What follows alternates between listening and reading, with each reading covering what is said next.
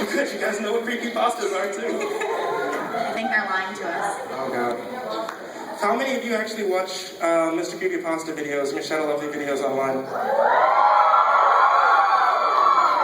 You're all liars. Oh, good. There's more than 10 of you. So, you guys have probably read over your programs and everything, so you know we're doing it here. For those of you that don't, I'm Mr. Creepypasta. And I'm Miss Shadow Lovely. And what we do is we have little YouTube internet channels, and we tell stories about things that go bump in the night. Slenderman. The rape. Jeff the Killer.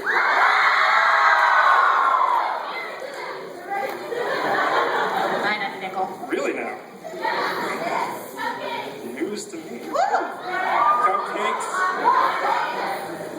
Violence, death, mutilation.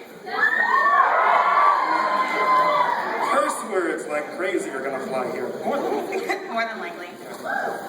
So what we're gonna go ahead and do is we're gonna start doing a couple of live readings, and then when we're all done with what we have prepared for you, if you guys want to ask any kind of questions dealing with what creepypastas are, what we do on YouTube, I guess, then we'll go ahead and take those if we have time. Why his face is blue? Why my face is blue, green. Green. What these things are. Don't ask what those things are.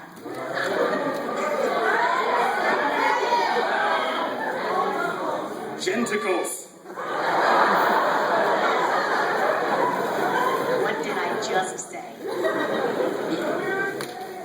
So you guys didn't come here to hear us like battle on back and forth or banter or anything like that. You guys came here to hear us tell scary stories and get scared before you had to head out there in the broad daylight. When it gets dark.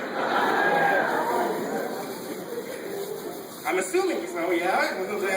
You want to hear us tell scary stories?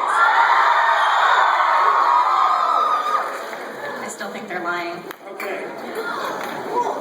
You're lying! Somebody else. So I'll go ahead and start off then. I'm going to tell a really, one that I told before. You guys will probably end up knowing. Love that moon music. In June of 1972, a woman appeared in Cedar Sinai Hospital in nothing but a white, blood-covered gown. Now this in itself should not be too surprising, as often accidents do happen nearby, and people do come to the nearest hospital for medical attention. But there were two things that caused people who saw her to vomit or flee in horror. The first being that she wasn't exactly human. She resembled something close to a mannequin, but had the dexterity and fluidity of a normal human being. Her face was so flawless as a mannequin's, devoid of eyebrows, smeared in makeup. There was a kitten clamped in her jaws, so unnaturally tight that no teeth could be seen and the blood was still squirting out over her gown and onto the floor. She then pulled it out of her mouth, tossed it aside, and collapsed. For the moment, she stepped through the entrance to when she was taken to a hospital room and cleaned up before being prepped for sedation. She was completely calm, expressionless, and motionless. The doctors thought it best to restrain her until the authorities could arrive, and she did not protest. They were unable to get any kind of response from her, and most staff members felt too uncomfortable to look directly at her for more than a few seconds. But the second the staff tried to sedate her, she fought back with extreme force. Two members of staff had to hold her down as her body rose up on the bed with that same blank expression. She turned her emotionless eyes toward the male doctor and did something unusual. She smiled.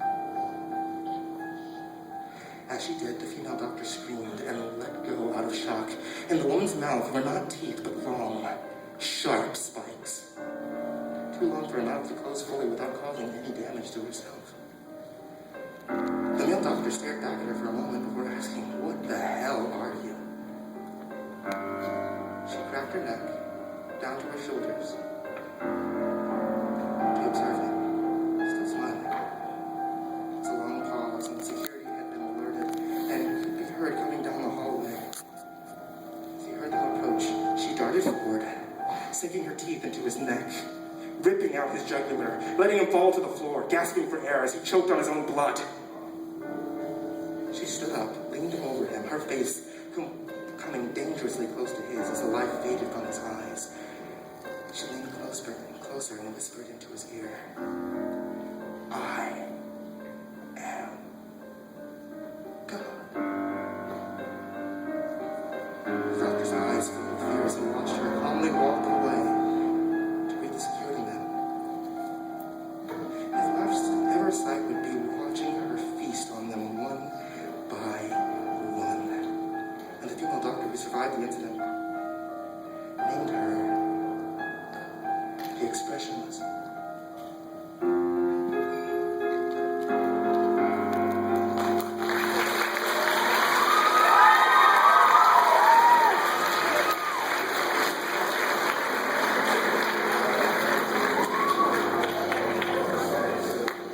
I appreciate how most of you grabbed your necks for that story.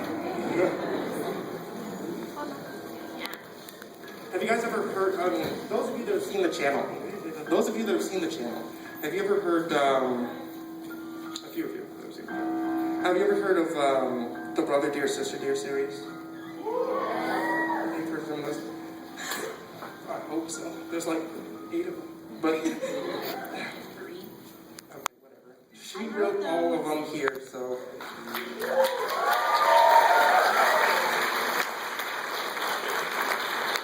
Would you guys mind if you did one?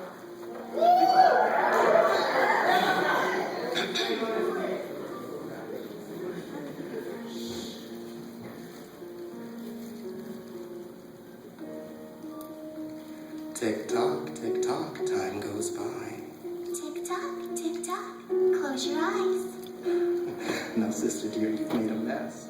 What's that you say? It's on my dress. Your dress was white, and now it's red. It's not my fault. They bled and bled. Well, sister dear, that's half the fun. And our night has just begun. We'll tie their hands, And sew their lips. poke and slice their fingertips, Take out their eyes. and hear them scream. Against their throats, our knives will gleam. Hear them crying from the hall. No one will ever heed their call. They have no hope, and that's the fun. Unless we kill them, one by one. But sister dear, wait, we mustn't rush. We wouldn't want their veins to gush. We want to play with them much longer. We'll keep them fed to make them stronger. Feed them bones and hair and nails. We'll harvest from them all in pails. We'll save it up and make a stew. I guess for now they'll make it through. Sister dear, it's worth the wait. To see the anguish on their face. To see them gag through sewn-up faces.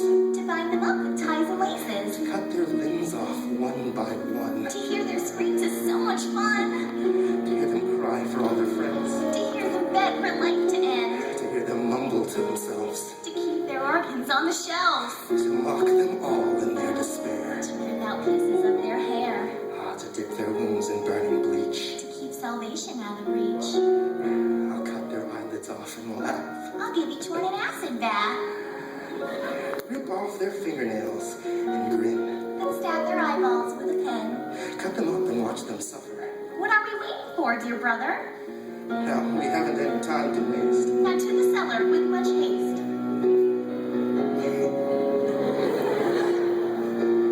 Aw, look here, brother. This one's dead.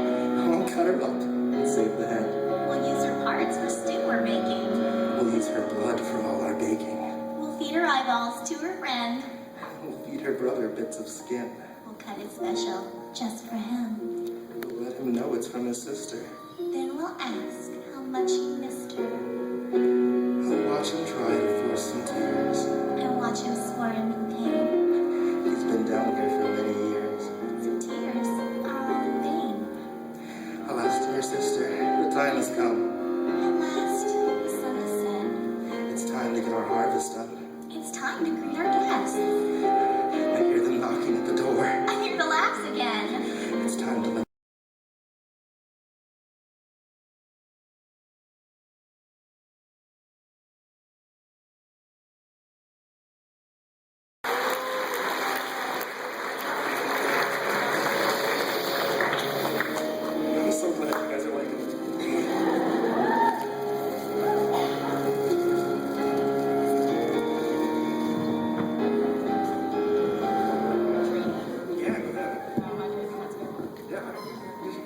Okay, I was gonna get up, but I'm incredibly lazy. He's all like, your turn. And I'm like, I'm not standing up. Okay, I'll stand up.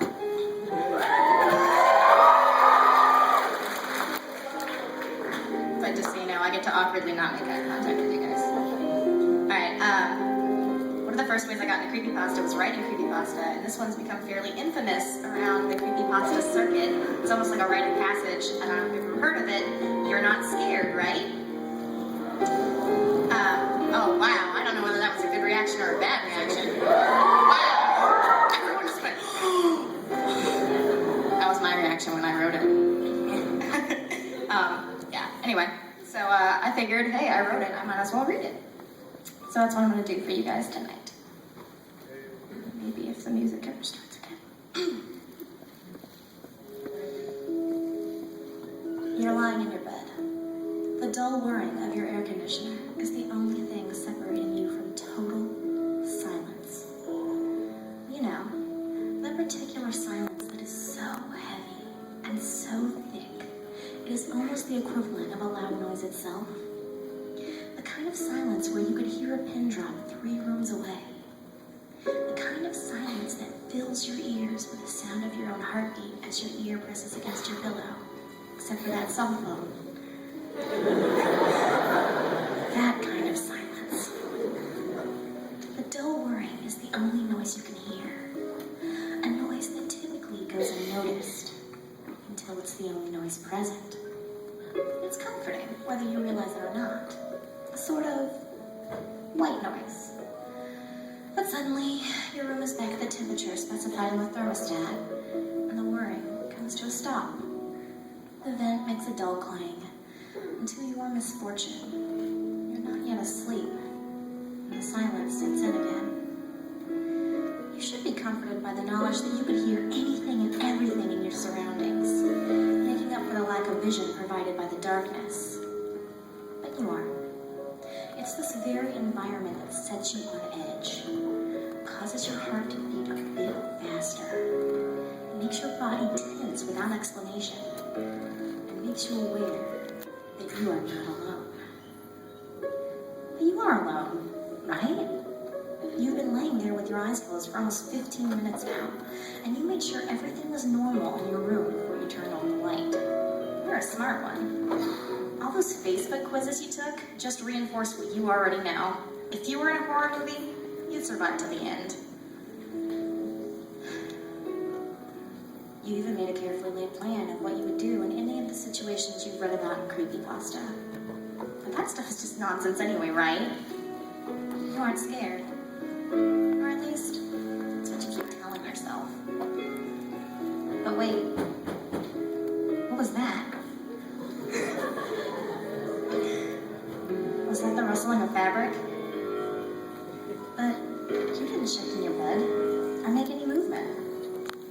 Did you make that noise? No, you couldn't have.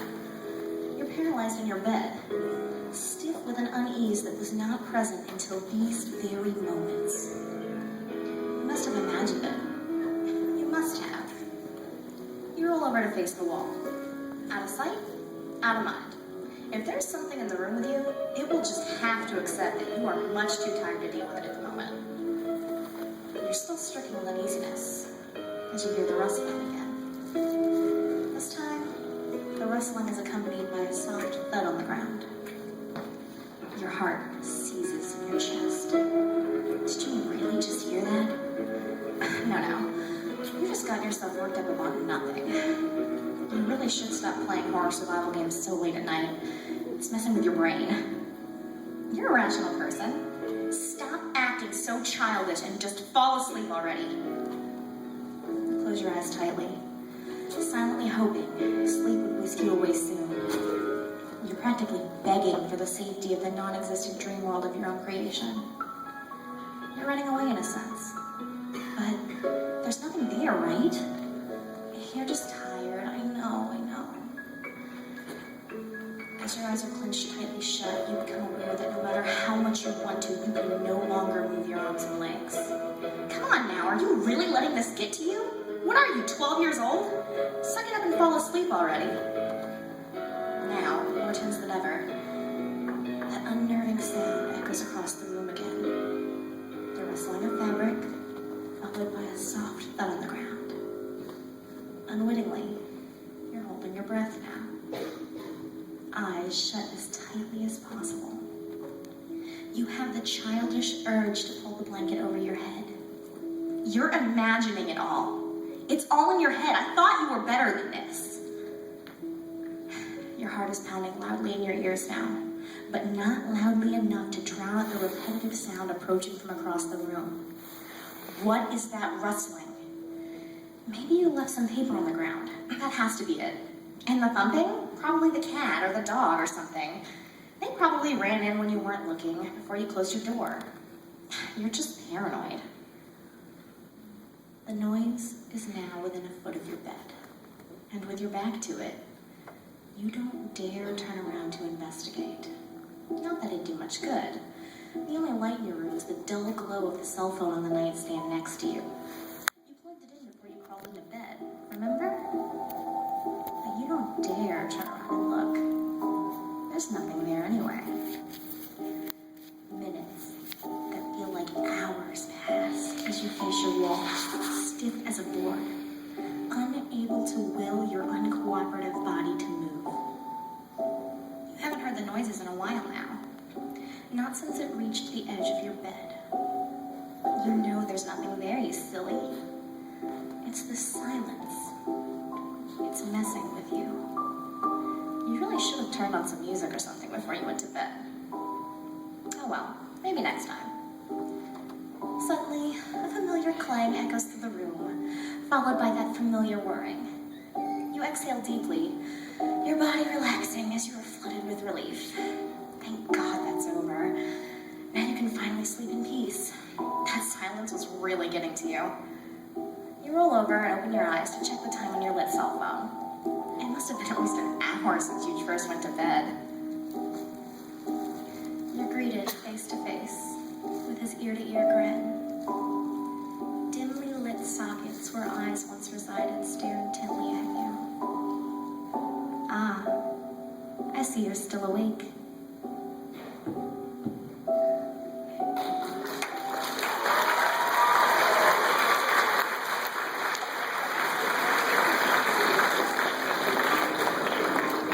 That's probably the only story that I've ever read that actually gives me nightmares afterwards. That's the exact same thing I go through every single goddamn night. You are welcome. Yeah. So, I was actually not going to do this one, but I saw that gentleman sitting over there in the corner, watching. Oh. What gentleman? Slenderman.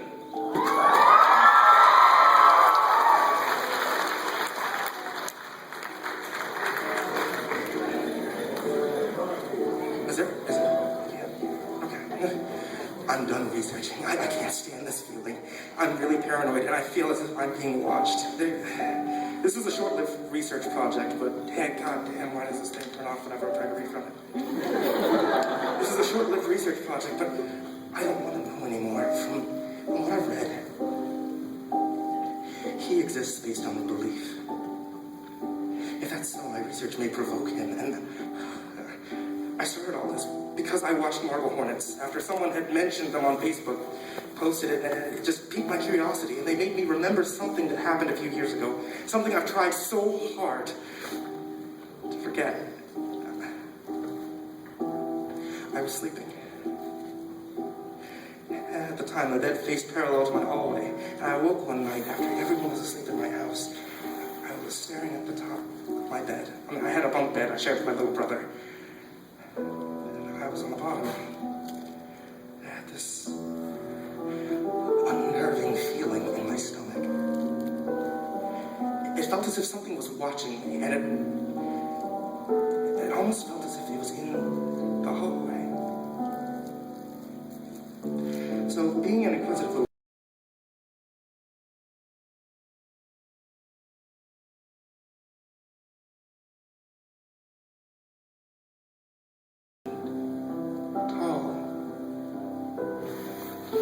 dark, standing there staring at me. It was dark, so none of its features were clear, but I could make out its silhouette. was a tall, thin figure that just stood there staring at me. And I tried to scream, but no noise came out of my throat. Immediately afterwards, the thing took a step forward and I blacked out. When I came to again, it was still dark. So not much of time could have passed. And after an unwilling glance down my hall, I saw that it was gone. I had no idea what Slenderman was at the time, so immediately dismissed it as a ghost of some sort. I know for a fact that it wasn't a dream because everything was too real. The fear I felt, the choking sensation in my throat as I tried to scream, and the blacking out. I can't describe what that felt like other than 1 second I was petrified and trying to scream, and the next I was staring at the top of my bed again. The next morning I told my mom, and being a narrow-minded adult, she told me that it must have been a bad dream. But watching those videos brought back that memory. And after reading up on them, I want to bury that memory because if what they say is true, then he lives on belief and fear. I wish I could say that this is just another creepypasta. Some sleep-deprived teen had just written some things by some sudden inspiration to write a pasta after downing a can of Monster, reading too many scary memes. I wish I could tell you that I'm making all this up to give some creepypasta lovers a good scare. But I'm not. Everything that I've said is true, and honestly, I don't care if anyone believes me. I just want to get this out there. Slenderman is real. I've seen him.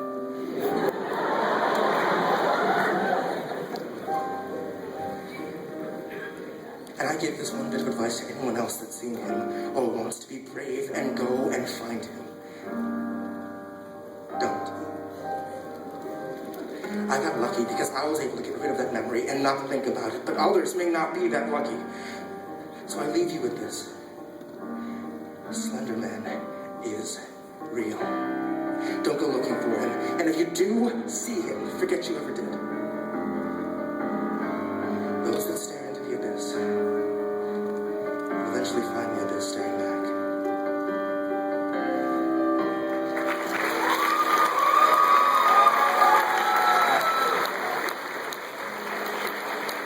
Thank you, Slenderman. And now everybody avoids that dude in the corner for the rest of the night. Where are they at?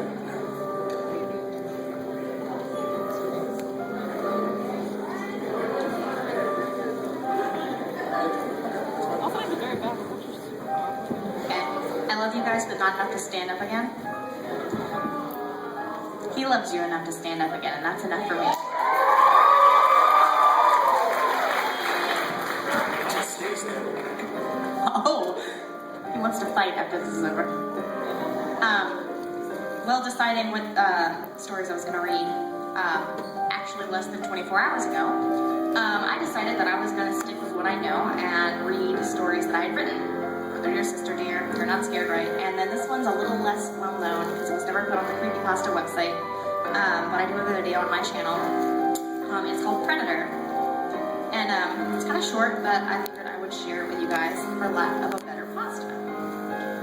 So here we go.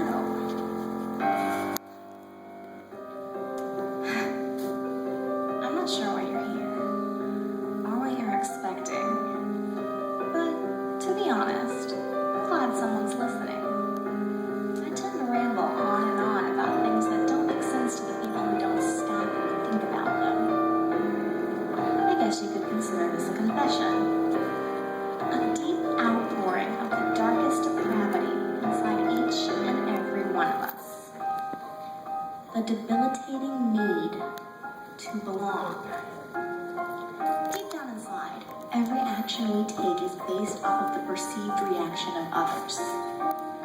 We may act as a society of individuals, beings that don't rely on the acceptances of other beings. But we do care. We are vain, terrible, violent creatures by nature. Given the opportunity, we would gladly rise above our fellow human. Given the opportunity, if faced with a dilemma in which we, as a person, could greatly benefit at the misfortune of another, almost without hesitation, our deepest subconscious would tell us to succeed. Survival of the fittest is more than just a witty saying. It's basic instinct. Vanity is the fuel of nature. We crave to be complimented.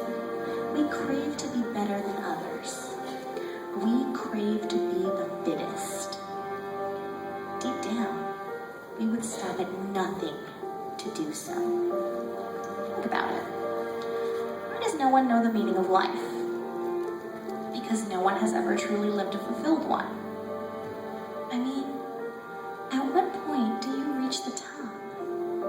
Stand out above all the rest? At what point have you slit enough throats that you cannot climb any higher? At what point are you the fittest? You're never the fittest. No one is. No one will ever reach that point because no matter how far you make it up the social pyramid, there is no one at the top to surpass. I suppose one could argue that the purpose in life is the journey of life itself, but our basic human statutes beg to differ. A fulfilled life is one that is spent at the top of the food chain, or at least trying to get there. That is what we are taught by our surroundings. We are taught to cut down and incapacitate everyone around us. To cut their journeys short of our own so that we may rise over the fallen. So tell me, how far are we allowed to go in this journey? When do we reach the top? When are we the fittest? 3 down. How much further do I have to go?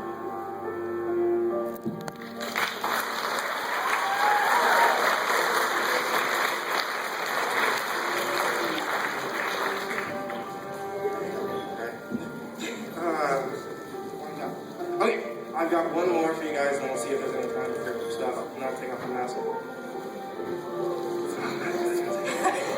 To those of you who went, oh, you're silly.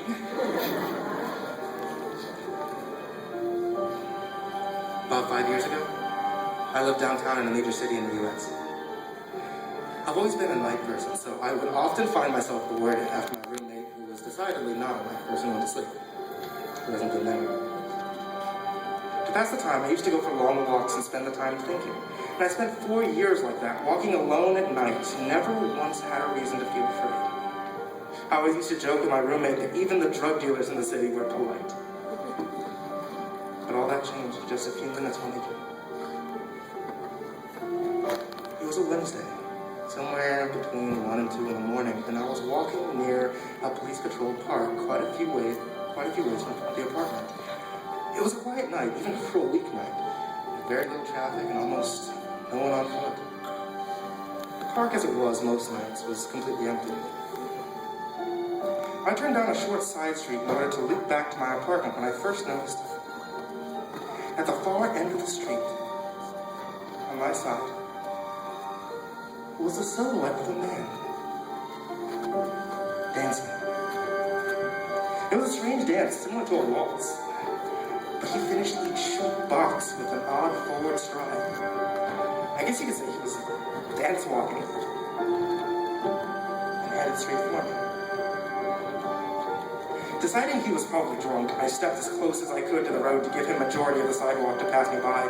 And the closer he got, the more I realized how gracefully he was moving. He was very tall and lanky, wearing an old suit. He danced closer still until I could make out his face. His eyes were wide and wild, head tilted back slightly, looking off at the sky.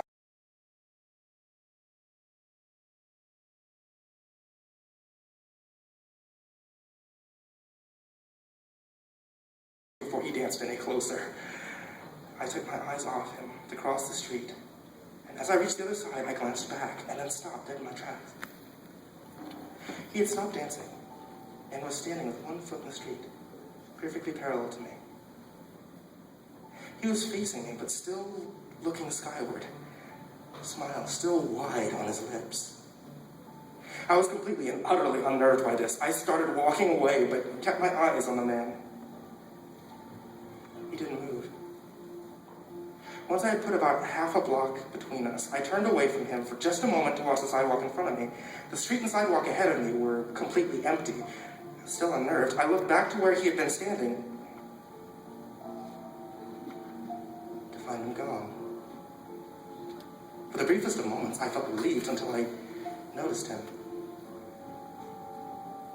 He had crossed the street and was now slightly crouched down. I couldn't tell for sure due to the distance and the shadows, but I was certain that he was facing me. I looked away for no more than 10 seconds, so it was clear that he had moved fast.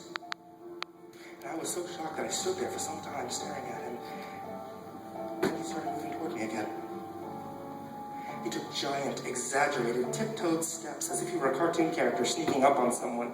Except he was moving very, very quickly. I'd like to say at this point, I ran away or pulled out my pepper spray or my cell phone or anything at that point.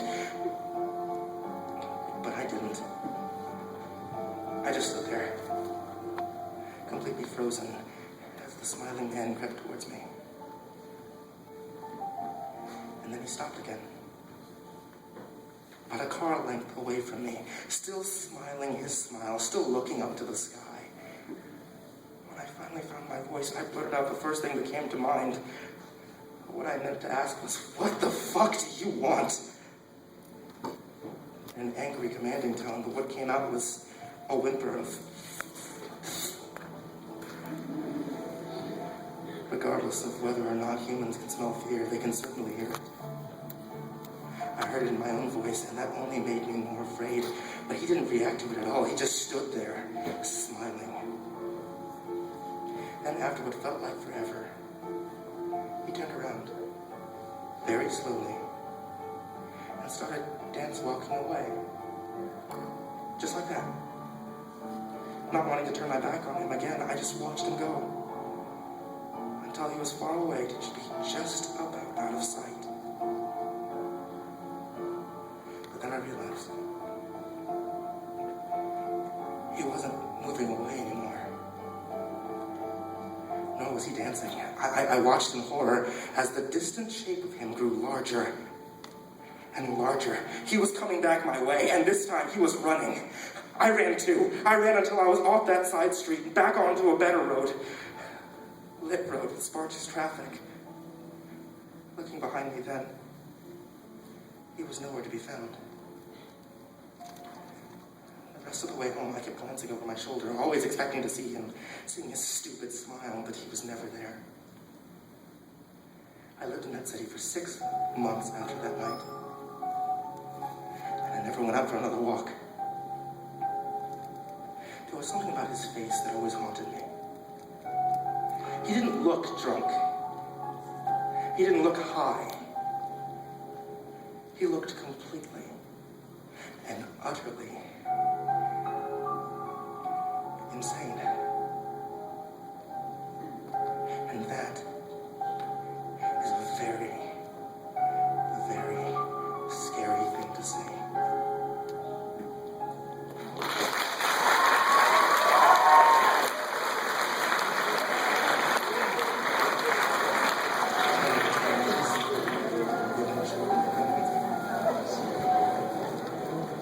I think we're wrapping up. Is there any, can we bring up the house lights a little bit so I can see everybody? Because then I can say I love you.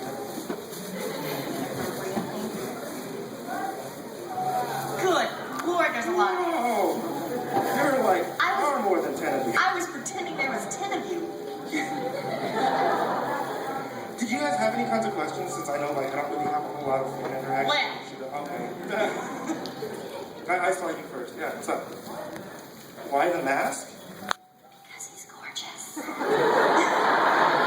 wear a mask the same reason Vega wears a mask. I don't want to damage my glorious face. No. If you can see my eyes. Okay, good. Here's the one thing about the mask. If you could see what I look like, would that make anything that I do more scary? Ouch. I'm not hideous, I swear to God. I hide the mask. I wear the mask to hide my face because the anonymity makes things scary. Yeah, thank you. That's it. She doesn't hide her face because she's gorgeous. Just kidding. That's true. Aww.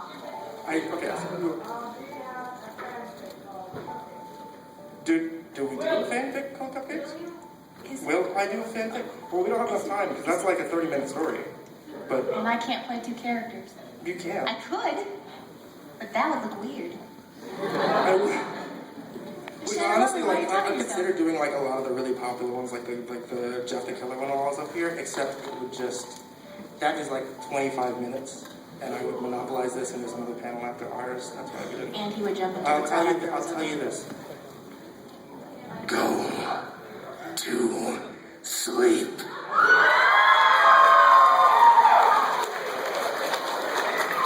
I don't know CPR, so if any of you just passed out, I'm sorry.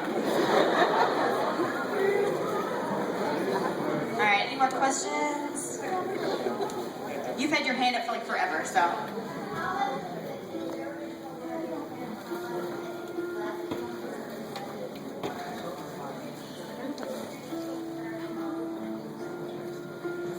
She's the writer, to be honest. She does like, how much of your stuff is actually original?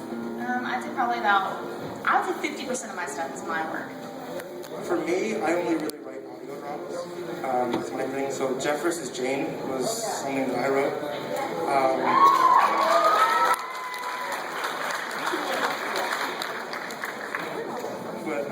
I don't really, usually it's written by her.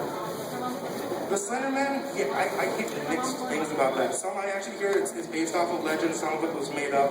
I don't know how much of it's true, how much of it's not true. I will just tell you that all creepypastas, you should always just assume they're real so you don't make mistakes. Yes, man.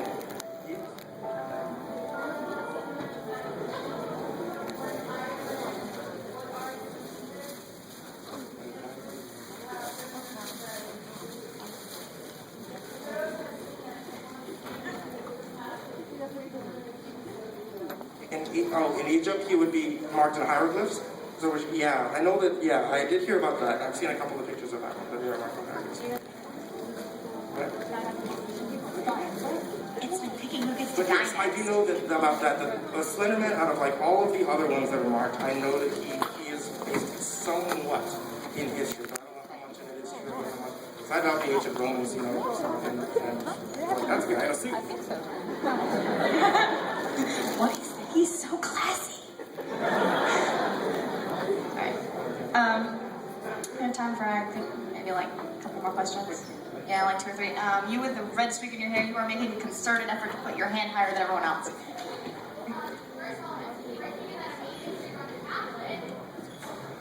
This one right here, the My Little Pony one.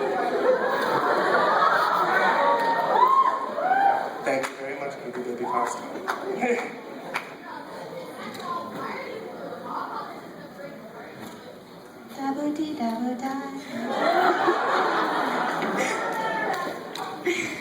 I'm actually not blue. I'm pretty happy.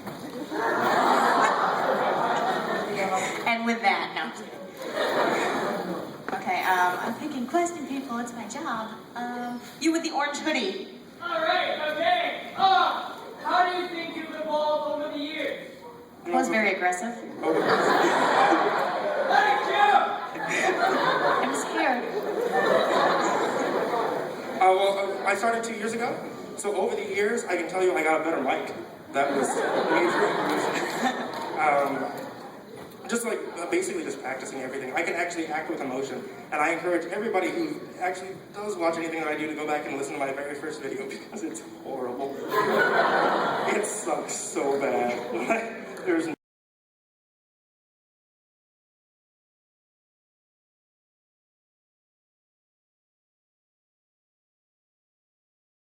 wow, this guy sucked.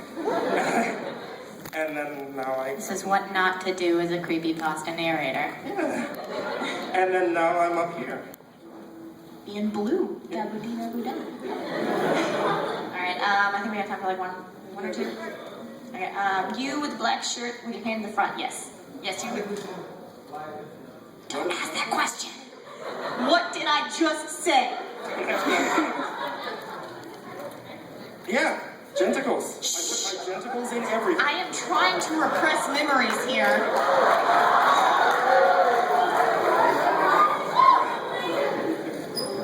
Okay, you with the two hands in the front.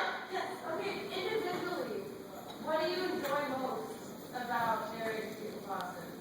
Your comments. Oh, that's actually a... I go through like narrating all of them and then editing all of them and then I post them and then I sit down and I wait for people to comment because I like to see what you guys say. Yeah, I don't know, like, the thing I enjoy most about making creepypasta narrations is probably the fact that it scares people. That's fun. I'm not very intimidating in real life. So, the fact that my voice can make people not want to go to bed, it's comforting. Okay, you with the water bottle in your hand. Yes, okay, this is a two-part question. One, why the name creepypasta? And two, what is one story, either by yourselves or by another creepypasta-er, that actually really disturbed you to the bone? I'll tell you one thing. Creepypasta, like where the word creepypasta came from, just like the history of it, it actually came from copy-paste. But then it ended up being changed over to copypasta out of God knows what, I'm assuming spelling error. And then creepypasta came out because it's a creepy story that is then copied and pasted. I chose the name Mr. Creepypasta because I went onto YouTube and said, I want the name Creepypasta. It said, that's taken. Would you like Mr. Creepypasta? I was like, fuck yeah. Classy as it gets, ladies and gentlemen.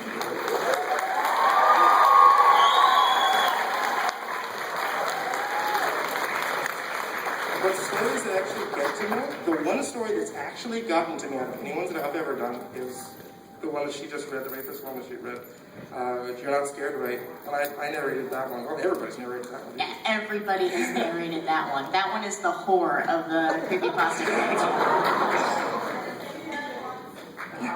And probably one of the more recent ones that actually gets me is Abandoned by Disney, just because, Jesus, it's freaky as hell, and I'm going to Disney soon, so what about you? I don't know, I'm not gonna lie, like when the way I got into creepypasta was with the Slenderman mythos before creepypasta, the website. But the creepypasta story that it doesn't bother me, but it always resonated with me is, I don't know if any of you have ever read it, Out with a Bang. Yeah, oh, the collective, oh, you all felt it too. When I read that last word of that pasta, I was like, oh! Yeah, so, it doesn't really freak me out, but it was one of those, like, no pun intended with that noise, by the way. And now someone's dead. Thank you. Okay, if anybody's got a question I can answer in 2 minutes, go. Who's got one? Who's got one? Okay. They're all gonna start yelling. I see you, second row of glasses right there.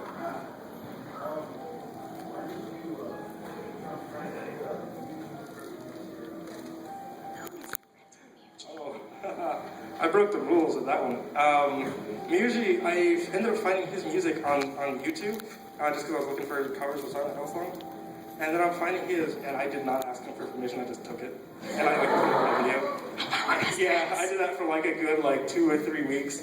And then he sent me a message saying, hey, I saw you use my stuff. And I was like, fuck.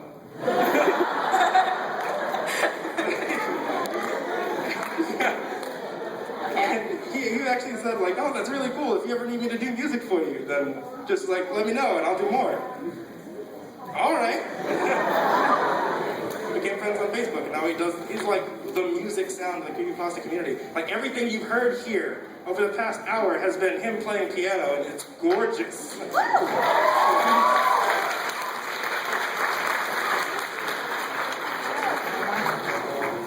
Okay. Yeah, Wait, what? One? We do one more? Okay. Okay, you with the Pokeball. Whoa! If you throw that at me, we're gonna fight.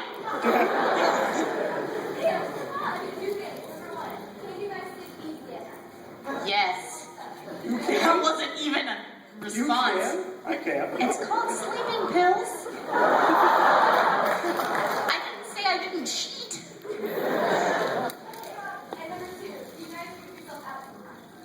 Every day. Why do you think I wear the mask? Sometimes I'm driving and I look in the rearview mirror and I'm like, whoa! Oh. That's just me. Now I'm sad. I have to say, thank you for everybody who came over to this panel, because we were talking about this before it happened.